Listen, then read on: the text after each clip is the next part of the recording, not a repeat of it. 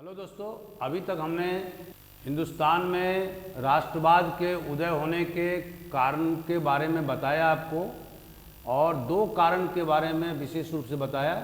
पहला, राजनीतिक एकता, प्रशासनिक एकता और आर्थिक एकता, और इसके बाद हमने बताया था सामाजिक और धार्मिक सुधार, जो हमारे हिंदुस्तान के हिंदू और मुस्लिम, पारसी, सिख धर्म के धर्म सुधारकों के द्वारा समाज को सुधारने के लिए प्रयास किया गया था। जो बहुत सी कुरीतियाँ समाज में घुस गई थी, उन कुरीतियों को, सोशल इविल्स को दूर करने का प्रयास इन समाज सुधारकों द्वारा किया गया, और इससे पूरे हिंदुस्तानी समाज में एक नव चेतना का संचार हुआ। इसी तरह से मैंने राजनीतिक एकता के बारे में बताया, और उसका कारण ये था कि औरंगजेब के मृत्यु होने के बाद, मैंने 1707 ईस्वी में उनकी मृत्यु होने के बाद में जिस तरह से मुगल साम्राज्य का विघटन हुआ और धीरे धीरे देश टुकड़े टुकड़े में बट गया। अंग्रेजों के आने के बाद में उन्होंने बारी बारी से पूरे देश पर कब्जा कर लिया। कुछ टेरिटरी, जो क्षेत्र थे, वो सीधे ईस्ट इंडिया कंपनी और बाद में ब्रिटिश क्राउन के सीधे अंदर में थे, जिसको कि ब्रिटिश इंडिया कहते थे, और कुछ क्षेत्रों को, कुछ एरिया को प्रिंसली स्टेट के अधीन रखा गया, जिसको कि नेटिव स्टेट भी कहते हैं या राजा रजवाड़ों का क्षेत्र कहते हैं। और इनका क्षेत्रफल पूरे भारत में लगभग 1/3 के लगभग में था। तो दोस्तों, प्रिंसली स्टेट में भी उन्होंने ब्रिटिश पारामाउंसी, माने ब्रिटिश सर्वोच्चता को लागू कर दिया था, और केवल आंतरिक मामलों को छोड़ करके बाह्य मामलों में सभी राजा राजवाड़े ब्रिटिश शासन के अधीन हो गए थे। तो दोस्तों, राजनीतिक एकता, प्रशासनिक एकता और सामाजिक और धार्मिक सुधार कार्यक्रम के चलते देश में एक नवचेतना का संचार हुआ। हिंदुओं ने, मुसलमानों ने, सिख ने, पारसी ने अपने अंदर झांका कि हम में क्या क्या कमियां हैं, और उन कमियों को दूर करने का प्रयास इन महान समाज सुधारकों द्वारा किया गया। दोस्तों, इसके बाद में जो थर्ड फैक्टर था, जो तीसरा कारण था, वो था नस्लवाद, जिसको अंग्रेजी में बोलेंगे रेशियलिज्म। जैसा कि आप जानते हैं कि अंग्रेजों के कथनी और करनी में बहुत अंतर था, और मैंने पूर्व के वीडियो में बताया था कि 1858 के एक्ट पास करने के बाद में, ब्रिटिश पार्लियामेंट के से पास होने के बाद में, जब ब्रिटिश क्राउन ने ब्रिटिश इंडिया को अपने हाथ में ले लिया और ईस्ट इंडिया कंपनी को बेदखल कर दिया, तो उसके बाद में क्वीन विक्टोरिया ने उद्घोषणा जारी किया था, और उन्होंने कहा था कि हिंदुस्तानियों को किसी प्रकार से भेदभाव से नहीं गुजरना होगा। जिस तरह से उनके दूसरे डोमिनियन ऑस्ट्रेलिया, न्यूजीलैंड और कनाडा के नागरिक और ब्रिटिश एम्पायर के बीच में जो संबंध है, जिसको कि वो ब्रिटिश सब्जेक्ट बोलते थे, उनके साथ में जिस तरह से समानता का व्यवहार होता है, उसी तरह से हिंदुस्तानियों के साथ भी समानता का व्यवहार किया जाएगा। लेकिन उन्होंने ऐसा कुछ भी नहीं किया। इसी तरह से उन्होंने यह भी उद्घोषणा किया था कि सने सने हम शासन प्रशासन में हिंदुस्तानियों की भागीदारी सुनिश्चित करेंगे। लेकिन 1909 तक लगभग 50 साल तक इस क्षेत्र में बहुत कम प्रगति हुआ। और जो मैं पहले के वीडियो में बता चुका हूँ, 1861 का एक्ट, फिर 1892 का एक्ट, फिर 1909, 1919 और 1935 का एक्ट के बारे में बताया था। तो अंग्रेजों ने नस्लवाद की नीति अपनाई और इसका जो मुख्य जो बेसिस था, जो फाउंडेशन था, वो था डिस्क्रिमिनेशन, भेदभाव।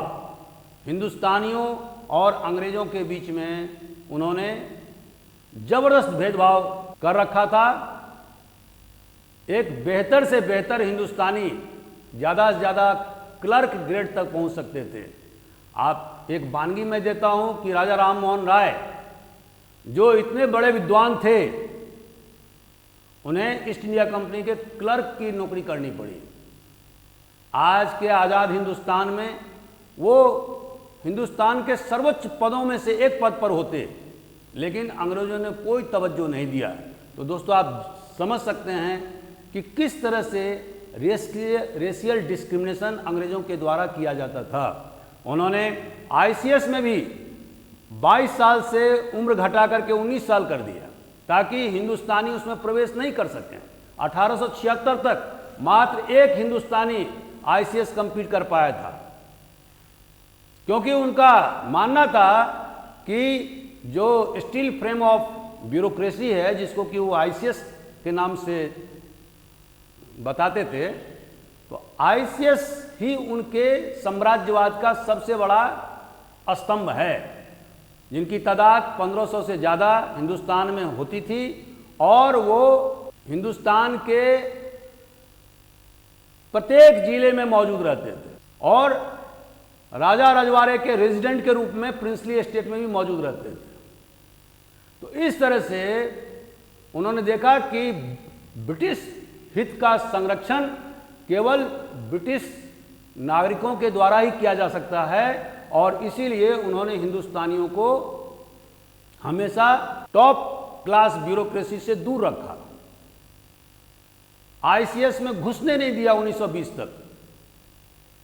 तो इस तरह से उनके द्वारा नस्लवाद की नीति को प्रोत्साहन दिया गया और जिसके कारण से हिंदुस्तानियों में एक एंटी ब्रिटिश फीलिंग, ब्रिटेन के खिलाफ एक विद्रोह की भावना, विरोध की भावना पैदा होती गई और जो हिंदुस्तान में राष्ट्रवाद के उदय का एक महत्वपूर्ण कारण था। इसके बाद जो दूसरा जो इंपॉर्टेंट फैक्टर था वो था इकोनॉमिक एक्सप्लॉयटेशन, आर्थिक शोषण। जैसा कि दोस्तों मैंने पूर्व के वीडियो में बताया था कि अंग्रेजों ने 3 स्तर पर हिंदुस्तानियों का शोषण किया था।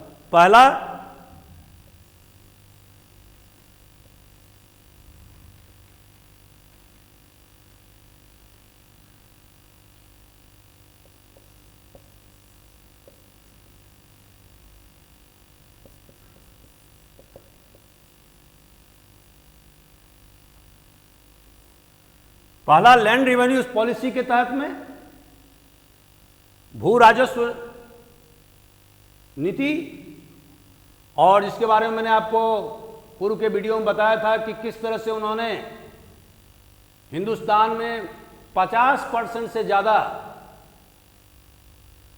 लगान का प्रतिशत रखा था जो यहाँ के रैयत से, यहाँ के किसानों से वसूलते थे। जमींदारी सिस्टम हो बंगाल में या मालवाड़ी, पंजाब में, अवध में या आगरा में, या रैयत वारिस उन्होंने मद्रास और बॉम्बे प्रेसिडेंसी में लागू किया था।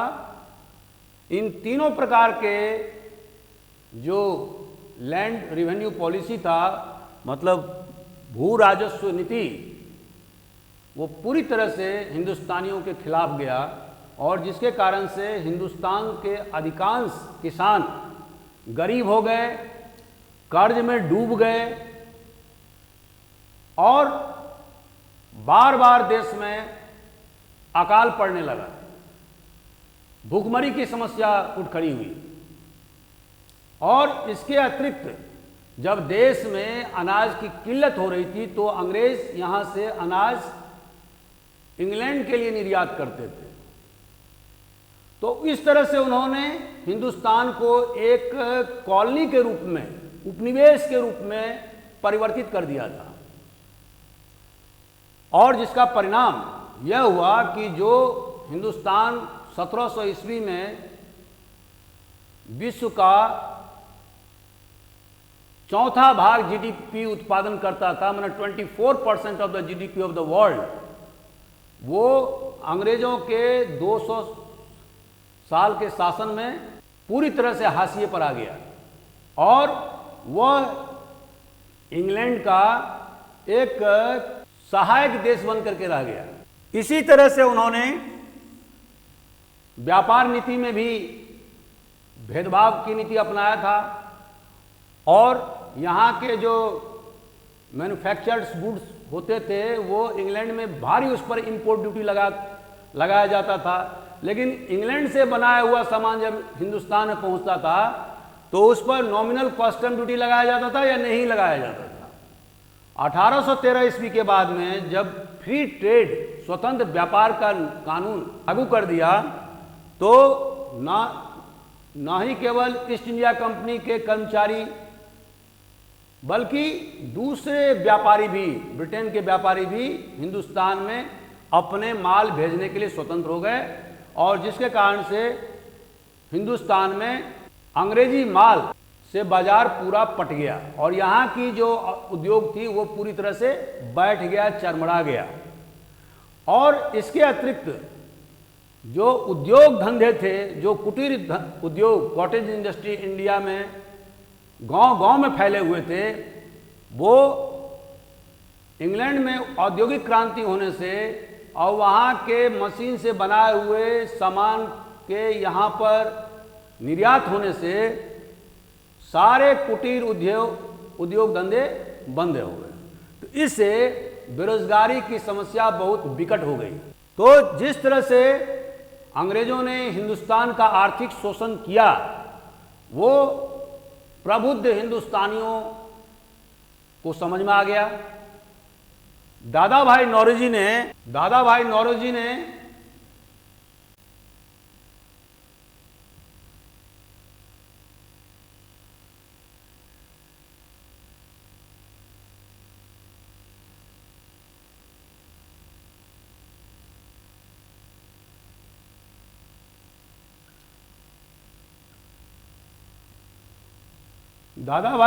ने आरसी दत्त और जीवी जोशी ने ड्रेन थ्योरी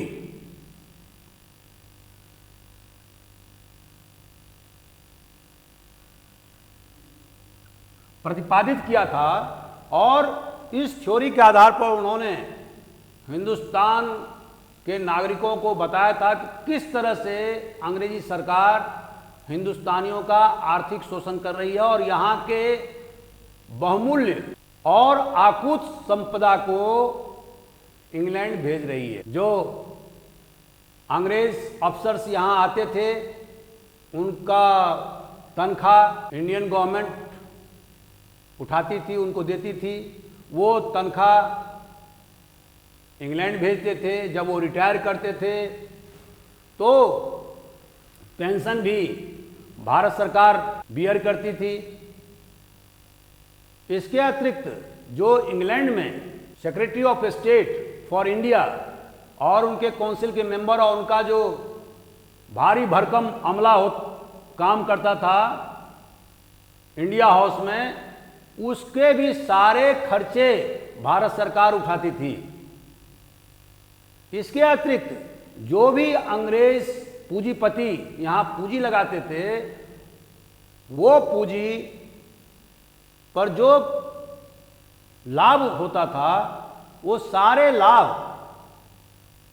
इंग्लैंड भेजते थे। भारत सरकार यदि इंग्लैंड की सरकार से लोन लेता था, कर्ज लेता था, तो उसके जो ब्याज होते थे वो भी हिंदुस्तान के खजाने से भरा जाता था।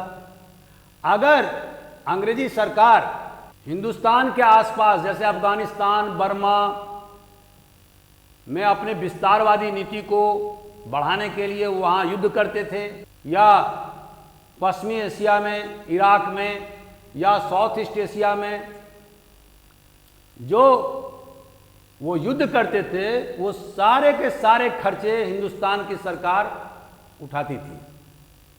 तो इस तरह से हिंदुस्तान में उन्होंने पूरी तरह से आर्थिक बर्बादी का खेल खेला, और जिसके कारण से हिंदुस्तान की आर्थिक स्थिति चरमराती गई। और जैसा कि मैंने आपको बताया था कि पूरे 200 वर्षों के अंग्रेजी हुकूमत में उन्होंने 44 ट्रिलियन डॉलर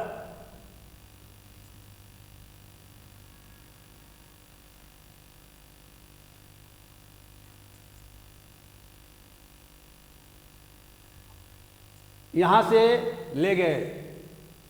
इसका अंदाजा आपको तभी लग सकता है जब आप देखेंगे कि आज की तारीख में ब्रिटेन का जो जीडीपी है वो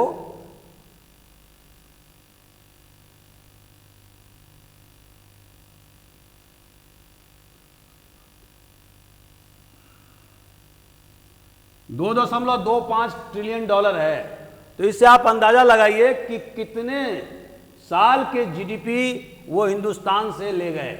और इसी कारण से हिंदुस्तान खोखला हो गया, और जब वो 1947 में यहाँ से गए तो 94% लोग भूखमरी के शिकार थे। सिर्फ राजा, महाराजा, तालुकदार, जमींदार और ऊंचे पद पर आसीन अधिकारी, कारिंदे, इनको अगर छोड़ दिया जाए तो बाकी सारे लोग दाने दाने के मोहताज हो गए थे। और इसी कारण से 200 वर्षों में अक्सर हर 2 साल 4 साल पर देश के विभिन्न हिस्सों में अकाल पड़ता था, और जिसमें हजारों की तादाद में लोग मारे जाते थे। तो ये जो आर्थिक शोषण की नीति अंग्रेजों ने अख्तियार किया था, इससे भी ब्रिटेन के खिलाफ आम जनता में, यहाँ के प्रबुद्ध वर्ग में गुस्सा पैदा हुआ। और ये गुस्सा जाति, धर्म, संप्रदाय, गोत्र, लिंग भेद, इन सब को पाटते हुए, इनको सुपरसीड करते हुए उनका एक ही निशाना था कि किसी तरह से हिंदुस्तान से अंग्रेजों को भगाया जाए। और जब तक अंग्रेज हिंदुस्तान में रहेंगे तब तक देश सुरक्षित नहीं रहेगा, आर्थिक बदहाली का शिकार हमेशा रहेगा। और इससे निजात पाने के लिए एक ही तरीका है कि अंग्रेजों को हिंदुस्तान से भगाओ। और ये सबसे बड़ा फैक्टर था राष्ट्रवाद के उदय होने का। एक सबसे बड़ा जो इंपॉर्टेंट पॉइंट था कि इस ड्रेन थ्योरी को इन्होंने बहुत ज़्यादा प्रचार प्रसार किया, और ब्रिटेन में भी प्रचार प्रसार किया गया, जिसके बारे में हम आगे बताएंगे आपको। इससे जो moral foundation of British government, मतलब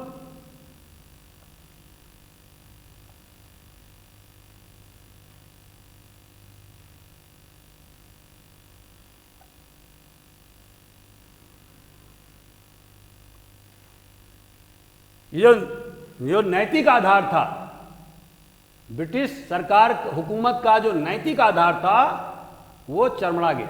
क्योंकि ब्रिटिश सरकार ने क्या कहा था कि हम यहाँ के लोगों को सभ्य करने के लिए, सिविलाइज करने के लिए आए हुए हैं।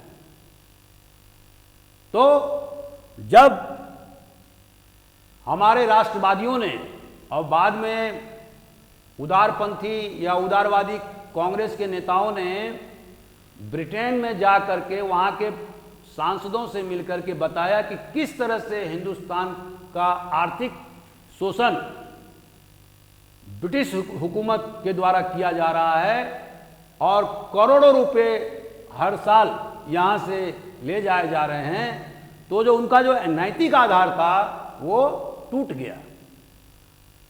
तो इस तरह से हिंदुस्तान में एक उग्र राष्ट्रवाद की भावना पैदा हुई। राष्ट्रवाद के उदय में एक सबसे बड़ा फैक्टर था अंग्रेजी भाषा। जैसा कि दोस्तों आप जानते हैं कि हिंदुस्तान बहुभाषियों का देश है। मनसबदारी सिस्टम में मैंने कहा था कि वहाँ जब किसी सिपाही की भर्ती होती थी सेना में, तो वो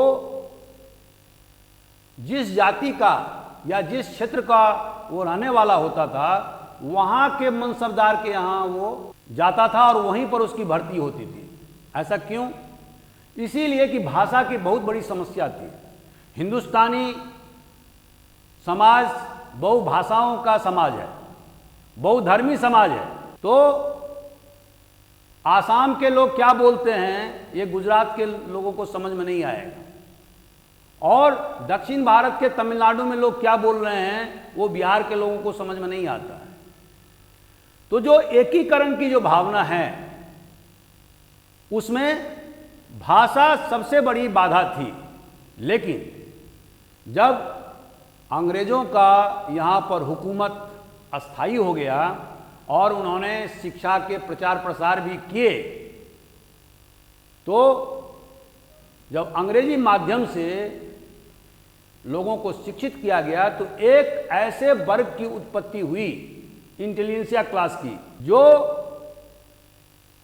चाहे वो मद्रास का हो, मतलब आज की चेन्नई, या वो बिहार का हो, उन्हें अंग्रेजी आती थी।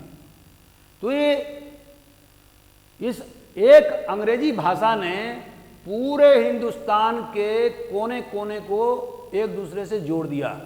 और जो हिंदुस्तान में हमेशा कम्युनिकेशन का जो समस्या रहती थी, एक दूसरे से बात करने की जो समस्या होती थी, वो खत्म हो गई। इसका एक दूरगामी प्रभाव और भी हुआ, और वो ये हुआ कि अंग्रेजी भाषा जानने से हिंदुस्तान के इंटेलिजेंसिया या प्रबुद्ध वर्गों को अब ये मालूम चलने लगा कि अमेरिका में क्या हो रहा है, ब्रिटेन में राजनीतिक गतिविधियां या यूरोप में राजनीतिक गतिविधियां क्या हो रही है। और दोस्तों जैसा कि आप जानते हैं कि उस समय में यूरोप में, अमेरिका में, फ्रांस में राष्ट्रवाद का उदय हो चुका था। तो दोस्तों इस प्रकार से जो आर्थिक शोषण अंग्रेजों के द्वारा किया गया, जिसने समाज के हर वर्ग को प्रभावित किया, और इससे अंग्रेजों के विरोध की भावना हिंदुस्तानियों में बढ़ती गई। और ये भावना जाति, धर्म, गोत्र, मजहब या क्षेत्र, इन सभी जो विभाजनकारी हिंदुस्तान में हमेशा रहे हैं, इनसे ऊपर उठ करके लोगों ने अंग्रेजों के खिलाफ में बिगुल बजा दिया। तो दोस्तों इस कारण से अंग्रेजी भाषा के हिंदुस्तान में विकास होने के कारण से ये भाषा पूर्व से पश्चिम और उत्तर से दक्षिण के हर भारतीयों को जोड़ने का काम किया। इसका एक और प्रभाव हुआ, और वो प्रभाव था क्षेत्रीय भाषाओं का विकास, और अंग्रेजी में बोलते हैं वर्नाकुलर लैंग्वेज।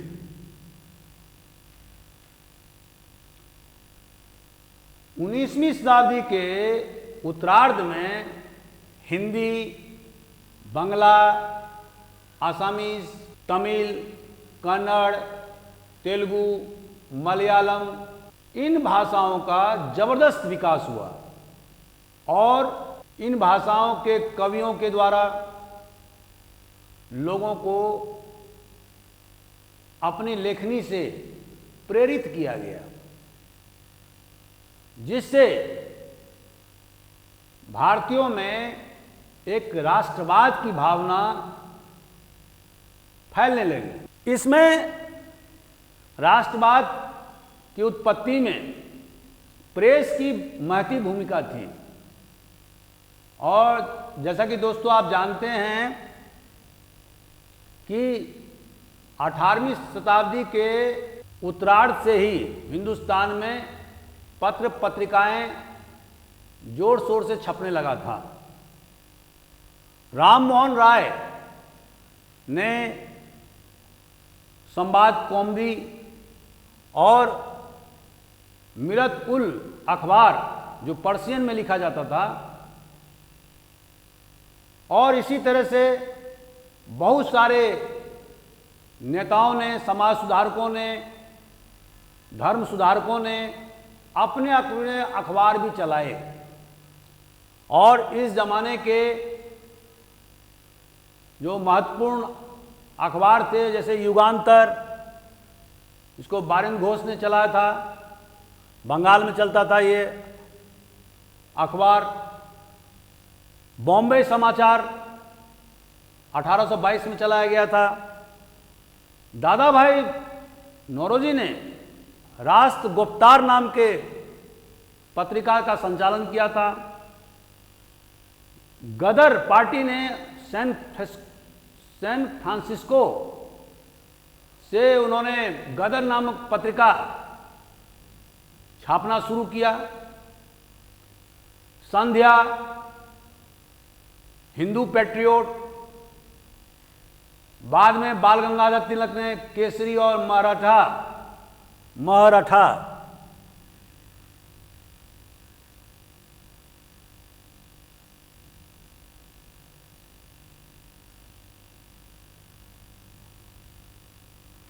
अंग्रेजी और मराठी दोनों भाषाओं में उन्होंने पत्रिकाएं छापने शुरू कर दी।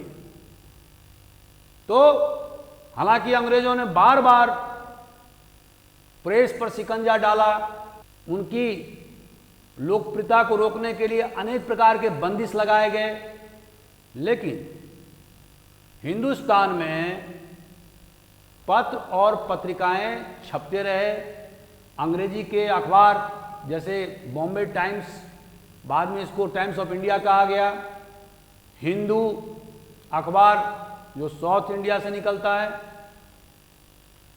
और स्टेट्समैन कलकत्ता से प्रकाशित होता था, हिंदुस्तान टाइम्स, ये सारे अंग्रेजी अखबार, और पंजाब केसरी हिंदी में पंजाब से प्रकाशित होता था। इस तरह से बहुत सारे पत्र पत्रिकाएं हिंदुस्तान में प्रकाशित होने लगे, जो जनता को जागरूक करने में उन्होंने महती भूमिका निभाई। इसके अतिरिक्त जो समकालीन जो अंतर्राष्ट्रीय घटनाएं हुई, जैसे कि दोस्तों आप जानते हैं कि अमेरिका में स्वतंत्रता संग्राम 1776 में हुआ, और इसमें अमेरिका के 13 कॉलोनी ने मिलकर के अपना एक नेता जॉर्ज वाशिंगटन को चुना, और उनके नेतृत्व में लॉर्ड कॉर्नवालिस जो अंग्रेजी सेना का सेनाध्यक्ष था उसको हराया। वही लॉर्ड कॉर्नवालिस जिसने हिंदुस्तान में बाद में आकर के अस्थाई बंदोबस्त बंगाल प्रांत में शुरू किया था और यहाँ का गवर्नर जनरल बना था 1793 में। तो अमेरिकन वॉर ऑफ इंडिपेंडेंस या अमेरिका का स्वतंत्रता संग्राम मील का पत्थर साबित हुआ, खास करके स्वतंत्रता, समानता,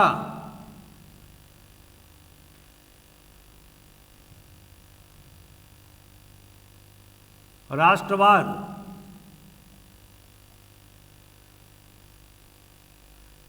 ये जो महत्वपूर्ण जो सिद्धांत अमेरिकन स्वतंत्रता संग्राम के द्वारा जो प्रतिपादित किए गए थे, स्वतंत्रता, समानता और भ्रातृत्व,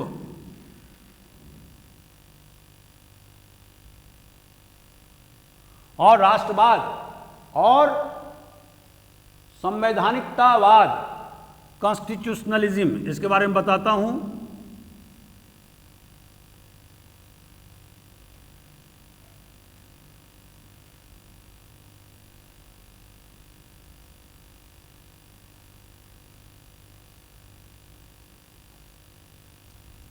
इसका मतलब क्या होता है? अमेरिकनों ने 1787 में फिलाडेल्फिया शहर में सारे कॉलोनीज के, जो उस समय में 13 कॉलोनी थे, बाद में बहुत बढ़ गए, तो उनके प्रतिनिधि को बुलाया और 1.5 महीने के अथक प्रयास के बाद में उन्होंने अमेरिका का संविधान तैयार किया, जो आज भी अमेरिका में चल रहा है। ये सबसे छोटा संविधान है और इसमें मात्र और मात्र 7 धाराएं हैं। तो उन्होंने प्रजातंत्र को मजबूत किया। इसके अलावा फ्रांस की क्रांति 1789 ईस्वी में हुई, 1789 में, और जिसके तहत में उन्होंने स्वतंत्रता, समानता और भ्रातृत्व, मैंने liberty, equality and fraternity,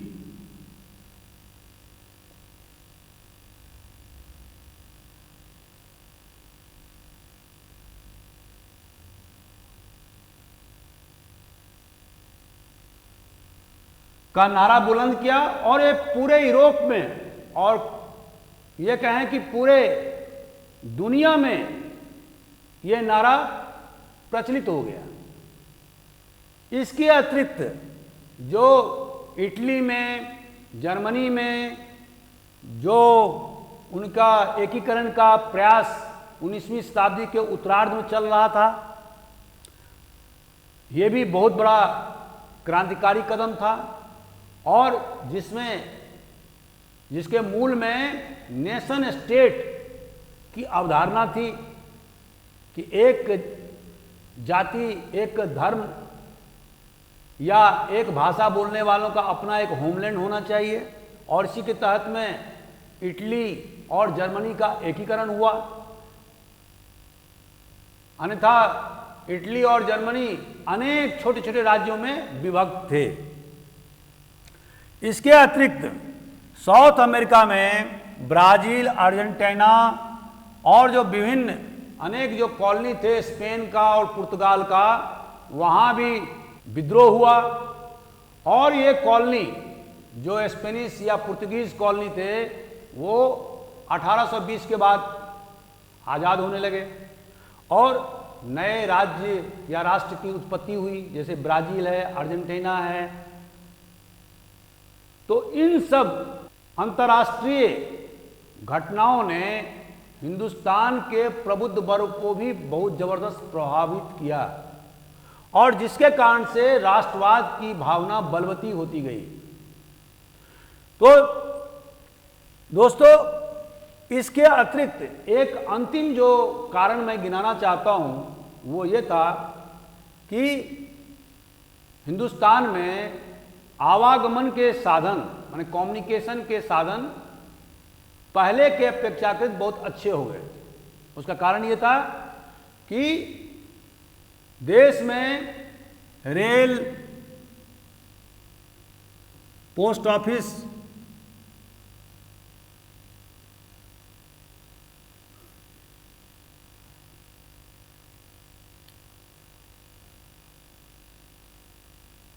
telephone,